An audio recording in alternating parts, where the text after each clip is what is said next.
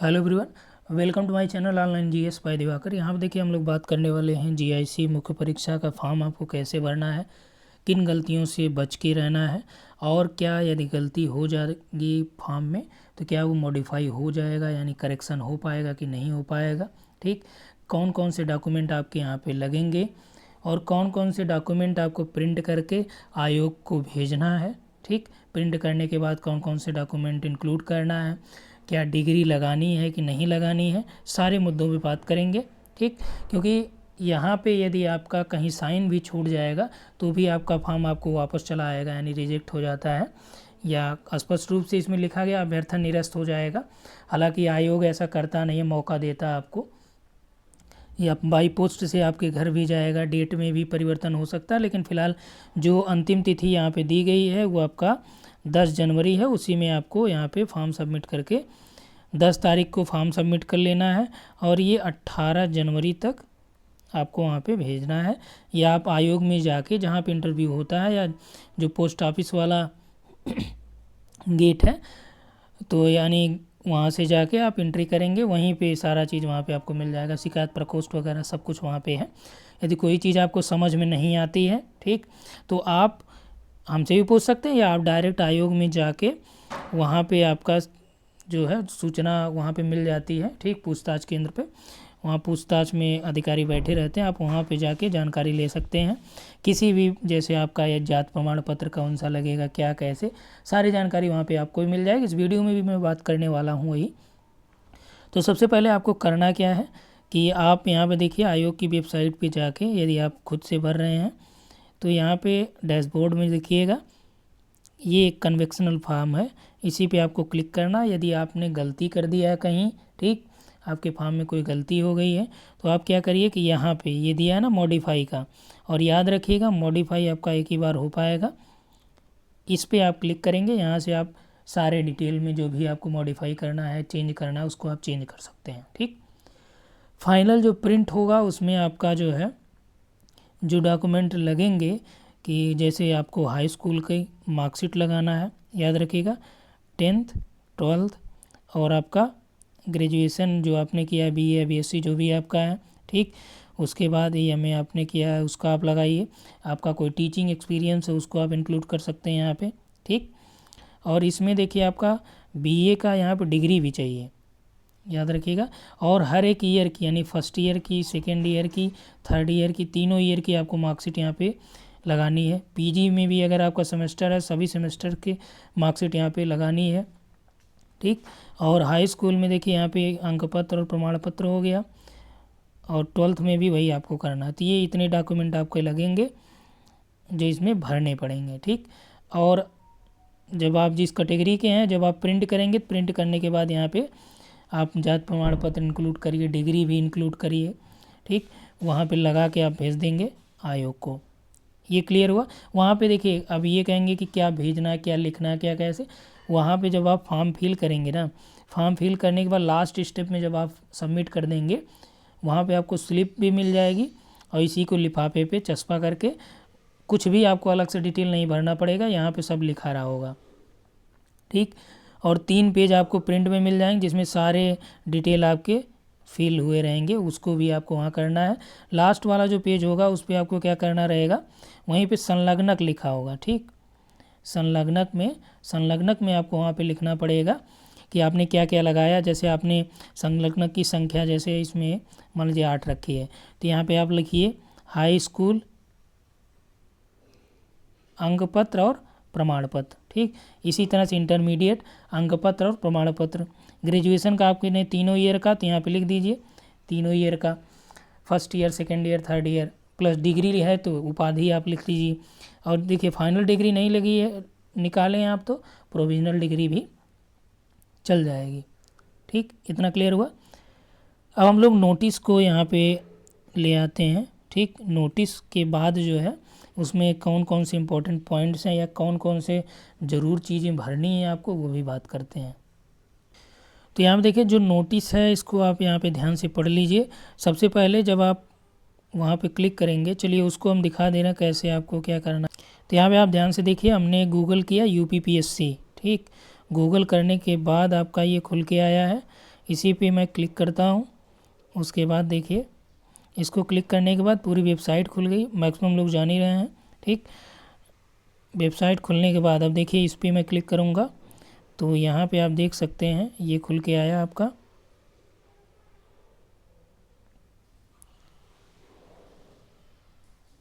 तो यहाँ पे आप देख सकते हैं इस तरह से खुल के आएगा और इसमें आपको क्या करना है, अपना डिटेल फिल कर देना है, registration number, date of birth और आपका जेंडर, डोमिसाइल, कैटेगरी। ठीक, ये वाला वेरिफिकेशन कोड इसमें। उसके बाद आपको ये वैलिडेट डिटेल्स पे क्लिक कर देना है। वो अपने आप से जो आपका पहले से फॉर्म आपने फिल किया है ना, वो सारा डिटेल वहाँ पे आपको ऊपर दिख जाएगा। उसके बाद नीचे आपको एजुकेशनल क्वालिफ़िकेशन भरने के लिए देगा, वो भी हम दिखा। तो यहाँ पे देखिए जैसे ही आप डिटेल फिल करेंगे वहाँ पे आपको इस तरह से लिखा हुआ मिल जाएगा। ठीक, अब इसमें देखिए सारा चीज़ इसी में आपको करना है और सेव करते चलना है। ठीक, पहले आपका इसमें पर्सनल डिटेल मांगा जाएगा। उसके बाद पर्सनल डिटेल के बाद यहाँ पे देखिए आपका एकेडमिक डिटेल्स रहेगा। एकेडमिक डिटेल्स में आपका जैसे आपको यहाँ पे अलग अलग कॉलम मिल जाएंगे। यहाँ आपको हाई स्कूल लिखना है। ठीक, कब आपने पास किया है वो लिखिए, कब एडमिशन हुआ वो लिखिए। ठीक, और फाइनल आपने कब लीव किया, ये तीनों क्रम ऐसे मिलेंगे। उसके बाद आगे आपको इसमें जो है यहाँ पे आपका कौन सा यानी डिवीज़न है, फर्स्ट डिवीज़न है, सेकंड, रिमार्क आपको मिलेगा। ठीक, यदि आपने डिक्टेंशन पाया है सभी में 75% से ऊपर है तो आप डी लिख सकते हैं डिक्टेंशन, या फिर आपका कुछ नहीं है तो आप नो डाल दीजिए, कोई दिक्कत नहीं है। उसके बाद आगे यहाँ पे आपको सर्टिफिकेट नंबर, तो हाई स्कूल के जो सर्टिफिकेट है उसमें आप नीचे देखेंगे उसमें नंबर होगा तो यहाँ पे आप नंबर डालेंगे।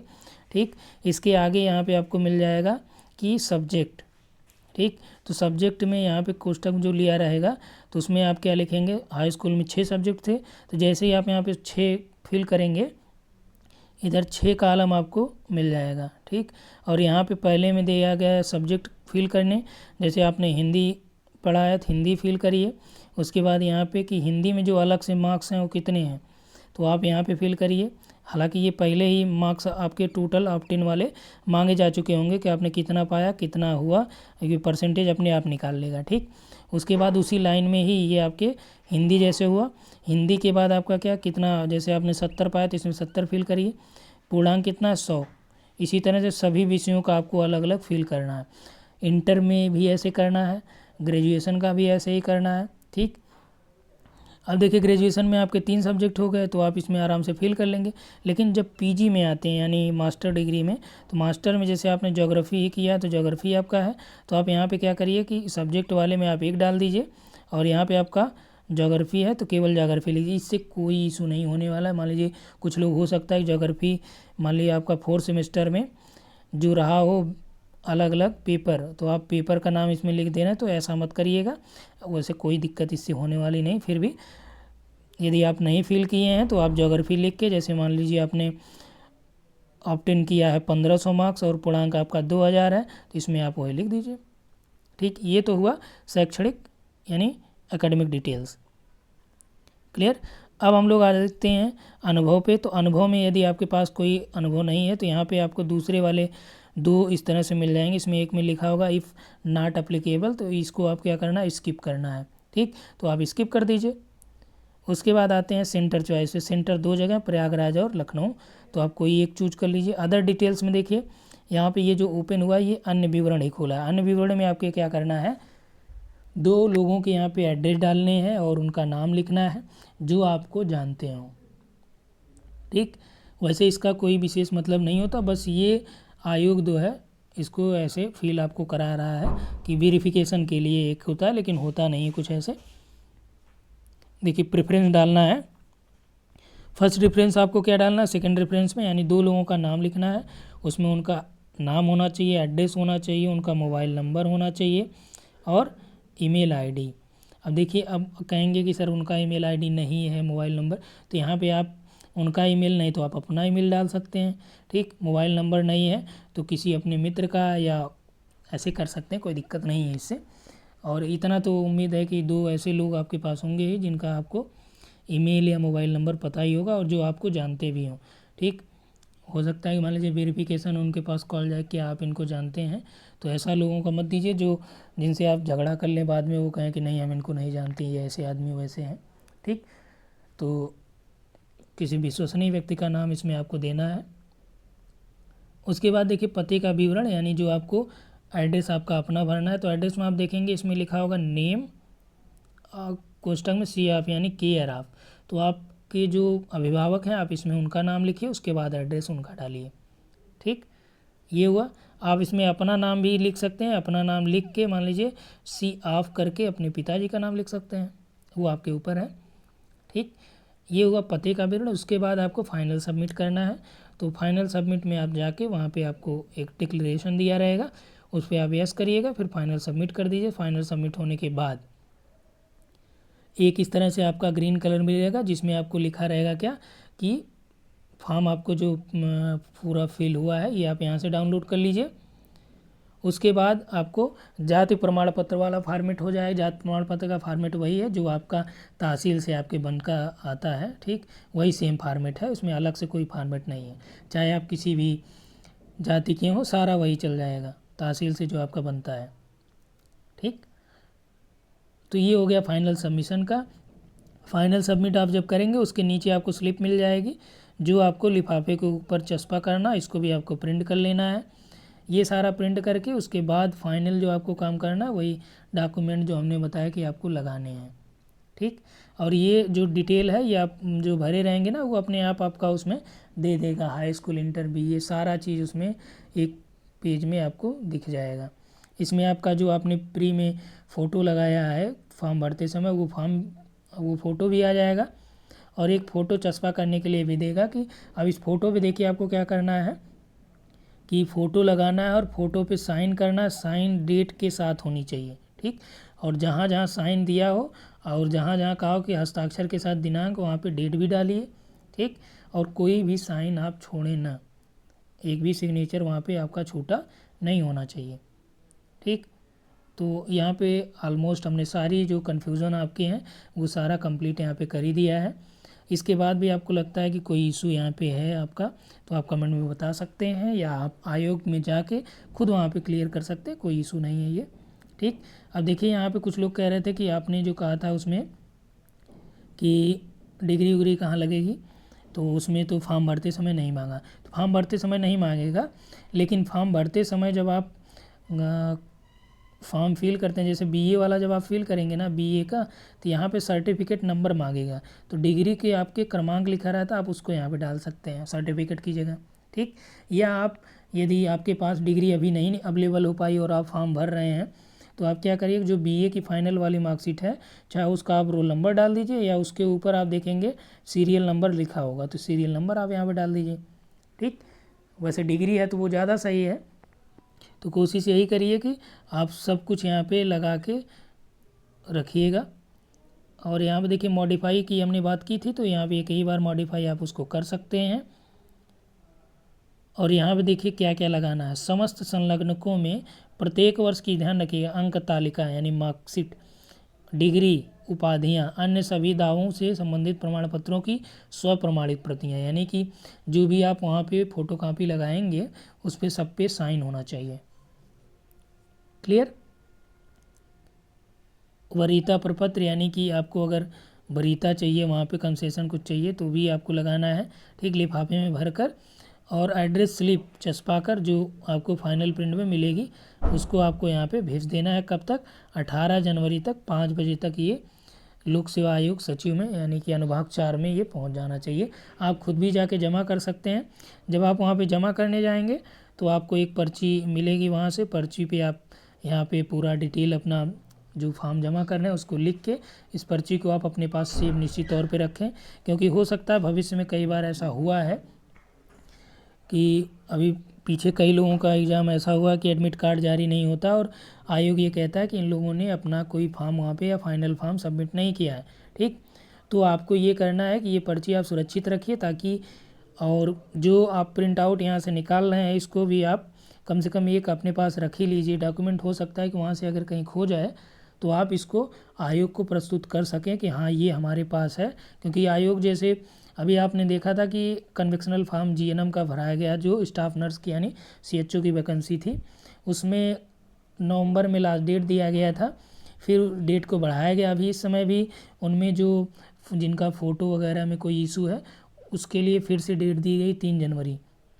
ठीक, जब आप कन्वेक्शनल फॉर्म पे क्लिक करेंगे ना, इसके ऊपर वाला ही है वो, आयोग की वेबसाइट पे है, आप देख सकते हैं। तो यानी कि आपको मौका मिलेगा, लेकिन आप उसका वेट न करें कि आपको मौका मिले, उसके पहले ही आप इसको भर दें, ताकि यदि कोई समस्या होती है तो आपको आयोग जो है भेज दे, तो आप उसको दोबारा से जो है उस त्रुटि को सुधार के फिर वहाँ पे लाके जमा कर सकते हैं। ठीक, या आप जब जमा करने जाते हैं, यहाँ देखिए दिया भी है,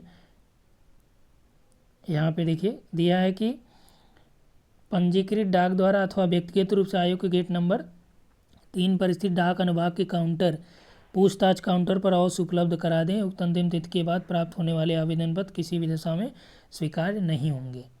ठीक, यानी कि यही जो मैं बता रहा हूँ कि देखिए डाक वाले गेट पे उसी में आप जाएंगे, वहाँ सारा चीज़ आपका हो जाता है, कोई दिक्कत नहीं है। ठीक, कोई इशू रहेगा तो आप वहाँ पे भी पूछ सकते हैं, लोग वहाँ पे बैठते हैं। ठीक, साइड में आप चेक भी करा सकते हैं अपना जो ले गए हैं। तो इसलिए आप अपने साथ जो है जो फॉर्म ले जा रहे हैं जमा करने, यदि आप खुद जा रहे हैं आयोग में, तो आप क्या करिए कि इसको ले जाके अभी इसका पूरा पैक मत करिए, सील नहीं कीजिए, उसको ले जाके वहाँ पे आयोग में चेक करा लीजिए। ठीक, हो सकता है संभवतः आपका कहीं छूट गया हो। यदि नहीं कोई चेक करते हैं तो साथ में कोई और लड़का जमा कर रहा है या कोई भी जमा कर रहा है, उससे भी आप वहाँ पे बातचीत कर सकते हैं, क्योंकि हो सकता है कि यदि आपका कोई जो है यहाँ पे हस्ताक्षर यानी साइन आपका छूट गई है तो इशू हो सकता है। ठीक, तो ये आपके लिए सुविधा है कि आप वहाँ पे ये चीज़ें कर सकते हैं। तो यहाँ पे जो सारे इन्फॉर्मेशन थी यही थी, थोड़ा सावधानी से आप लोग इसको भरें। ये इसमें देखिए ज़्यादातर जो गलतियाँ होती हैं, एक तो आप सर्टिफिकेट नंबर को ध्यान रखिएगा, और जो आप यहाँ पे फिल कर रहे हैं, ठीक, सब्जेक्ट का अलग अलग मार्क्स और टोटल मार्क्स, तो उसको आप निश्चित तौर पे ध्यान रखिए कि कहीं कोई कम ज़्यादा ना हो जाए, क्योंकि बाद में इसको करेक्शन के लिए बड़ा इशू होता है। ठीक, इस वीडियो में इतना ही। और हाँ, साथ में जो संलग्नक में आप अपना आधार कार्ड भी उसमें ऐड कर दीजिएगा। ठीक, तो यहाँ पे इतना ही। Thanks for watching.